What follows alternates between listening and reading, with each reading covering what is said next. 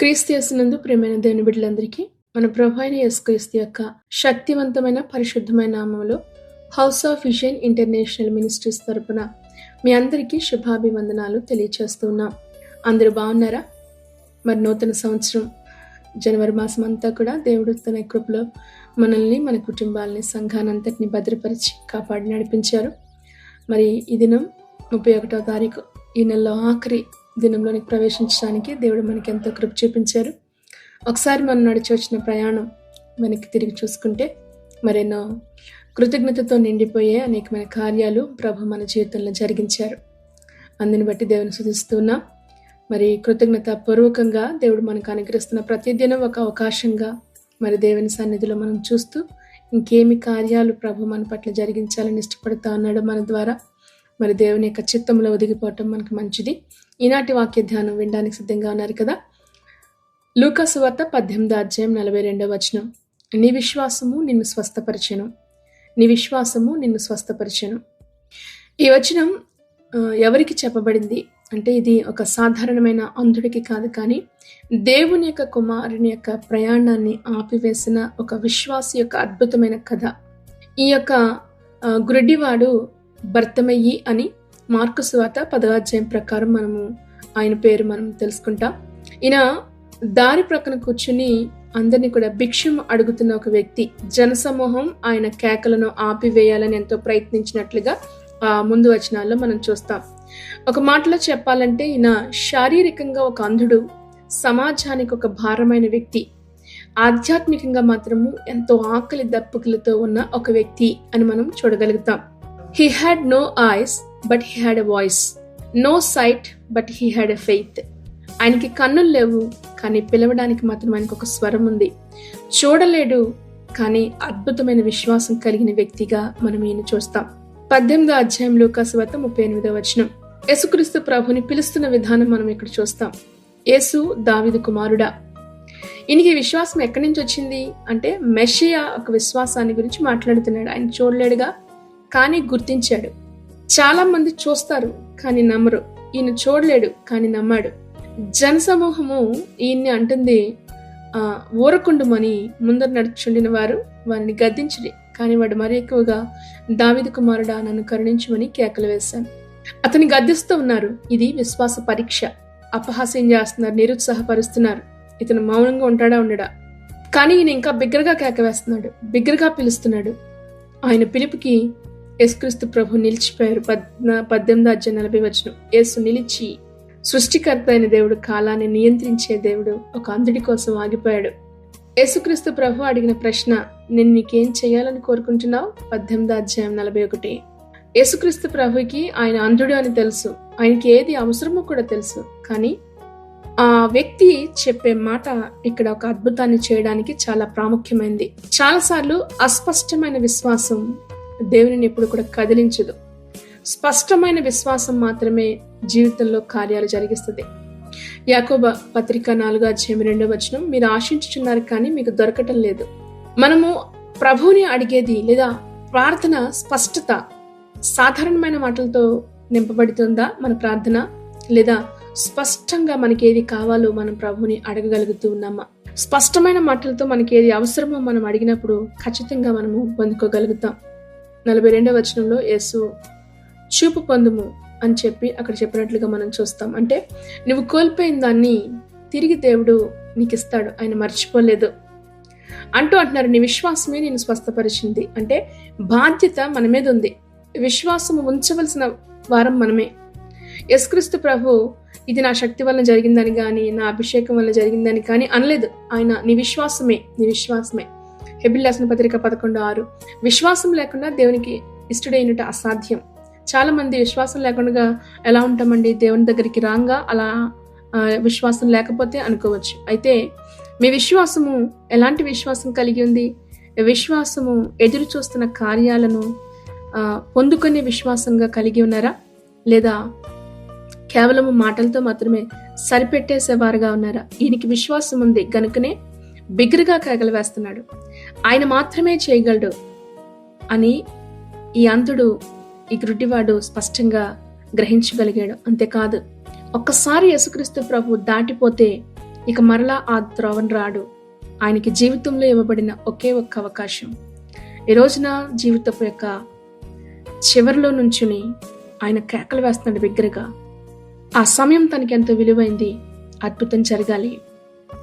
ఇంతవరకు మీ జీవితంలో ఎదురు చూసిన కాలమేమో, ఇప్పుడు ఒకవేళ నువ్వు కేకలు వేసవలసిన సమయమేమో. దేవుని సన్నిధిలో బిగ్గరగా కేకలు వేయండి.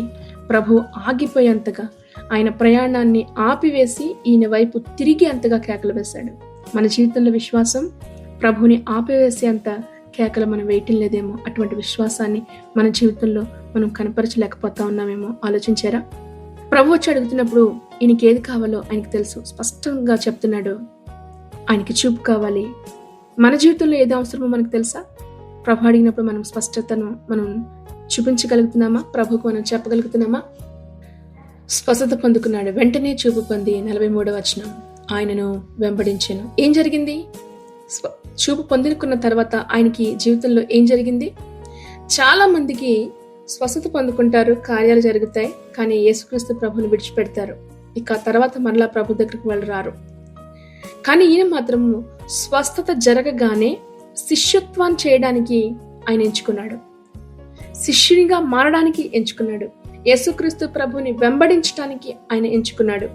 ఆయన్ని స్తుతిస్తూ, ఘనపరుస్తూ, గంతులు వేస్తూ ప్రభునామాన్ని మహింపరిచారు.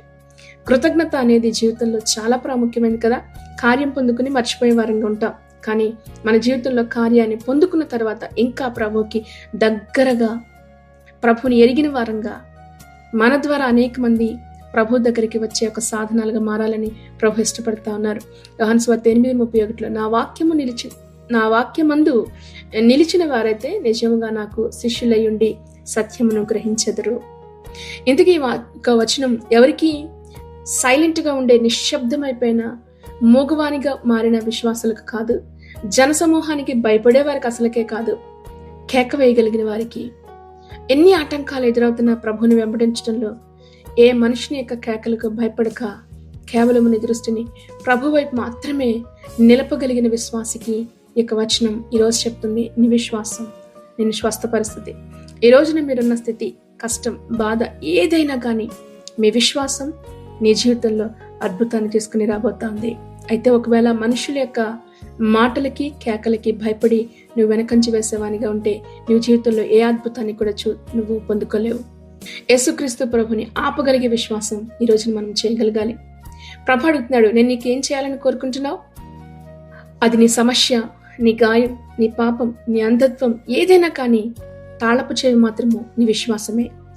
అద్భుతం చేయడానికి తాళపు చెవి నీ విశ్వాసాన్ని దేవుడు వాడుకుంటూ నీ జీవితంలో, నా జీవితంలో కూడా ఆయన అద్భుతాలు చేయడానికి దేవుడు ఇష్టపడతా ఉన్నాడు. కన్నీరు కాచుతూ చూపించే విశ్వాసం దేవుడు ఎప్పటికీ కూడా నిర్లక్ష్యం చేయడు. ప్రతిఫలం తప్పకుండా పొందుకుంటారు. భర్తమయ్య జీవితంలో అద్భుతం చేసిన దేవుడు మన జీవితాల్లో కూడా అనేక మంది ముందు సాక్షులుగా ప్రభు మనల్ని నిలబెట్టడానికి ప్రభు ఇష్టపడతా ఉన్నారు. అటువంటి విశ్వాసంతో ప్రభు మనల్ని దీవించి ఆశీర్వదించును గాక. ఆమేన్. దేవుడి వాక్యం ద్వారా మిమ్మల్ని దీవించి ఆశీర్వదించును గాక. ఆమేన్. ప్రార్థన చేసుకుందాం. మహాపరిశుద్ధుడైన యేసయ్య, మీ పరిశుద్ధ నామాన్ని బట్టి మీకు స్తోత్రాలు. గడిచిన మాసం అంతా కూడా మీ కృపలో భద్రపరిచి ఈ నెలలో ఆఖరి దినానికి మమ్మల్ని తీసుకొచ్చావు. నీకు వందనాలు ప్రభా.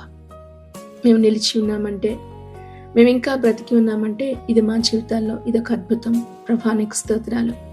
మేము ఎప్పుడో ప్రభా మరవబడిన స్థితిలో దినాల్లో మేము ఉండవలసిన నువ్వు మాకు నూతన జీవాన్ని ఇచ్చి మా ఆయుష్ని పొడిగించినందుకు నీకు స్తుతులు చెల్లిస్తున్నాం ప్రభా. నీవు ఆశిస్తున్నంత ప్రభా ఆ యొక్క విశ్వాస జీవితాన్ని మా జీవితాల్లో మేము కలిగి లేకపోతే ఇదిగో ఈ రోజున తిరిగి నువ్వు మాతో మాట్లాడుతున్నావు. మా విశ్వాసమే మా జీవితాల్లో అద్భుతాలు జరిగించేదిగా ప్రభా.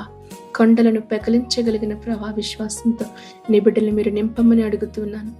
ఏ కొండలైతే నీ బిడ్డల ముందు నిలబడి వారిని శాసించేవిగా, నాయన ఆందోళనకు గురి చేసేవిగా ఉన్నవో ఆ ప్రతి సమస్య నుంచి నీ బిడ్డల్ని విడిపించమని అడుగుతున్నాం తండ్రి. నీకు వందనాలయా. నిరాశ అనే ఊబిలోనికి ప్రభా కురికిపోతున్న నిబిడులతో నువ్వు మాట్లాడండి. ధైర్యపరిచి ప్రభా నువ్వు లేవనెత్తమని అడుగుతున్నాను. సహాయం చేయవా అయ్యా. భర్తమైకి అదే ఆఖరి అవకాశం. ఇక నువ్వు మరలా ఆ దారిలోనికి రావు. ఎంతగా కేకలు వేశాడో మా జీవితాల్లో కూడా. మనుషుల యొక్క మాటలకి భయపడక, పరిస్థితుల వైపు చూసి ప్రభా మౌనులు కాకున్నట్లు నీ సన్నిధిలో కేకలు వేసే విశ్వాసంతో నీ బిడ్డలు నింపమని అడుగుతూ, నిశ్చయంగా వారు ఎదురు చూస్తున్న ప్రతి కార్యాలు ప్రభ వారి జీవితంలో జరిగించండి. విశ్వాసంలో స్థిరపరిచి బలపరిచి దృఢముగా నిలబడమని అడుగుతున్నాం తండ్రి. నీకు వందనాలు. బిడ్డల భవిష్యత్తును ఆశీర్వదించండి. చేస్తున్న ఉద్యోగాల్లో నీ దీవెన దయచే. ప్రతి ఆర్థిక సమస్యల పైన నీ బిడ్డలకు ఒక స్పష్టతను నువ్వు దయచేదేవా. ఇదిగో వారు ఎన్నుకుంటున్న మార్గాలు ప్రభా, వారు తీసుకుంటున్న నిర్ణయాలు మీరు తోడేండి, నడిపించండి, కృప చూపించండి. ఎగ్జామ్స్ కొరకు ప్రభా సిద్ధపడుతున్న బిడ్డలకి తగిన జ్ఞానంతో మీరు నింపండి. కష్టపడి చదివే మనస్సును నీ బిడ్డలకి మీరు అనుగ్రహించమని, మీ కృపా వార్తను అందరి జీవితాల్లో కూడా దీవెనకరంగా ఉంచి నడిపించమని ప్రభువైన యేసుక్రీస్తు నామములో ప్రార్థించి నీ బిడ్డలను ఆశీర్వదిస్తున్నాము తండ్రి. ఆమేన్, ఆమేన్. దేవుడు మిమ్మల్ని అందరినీ దీవించి ఆశీర్వదించును గాక. May God bless you all. Thank you.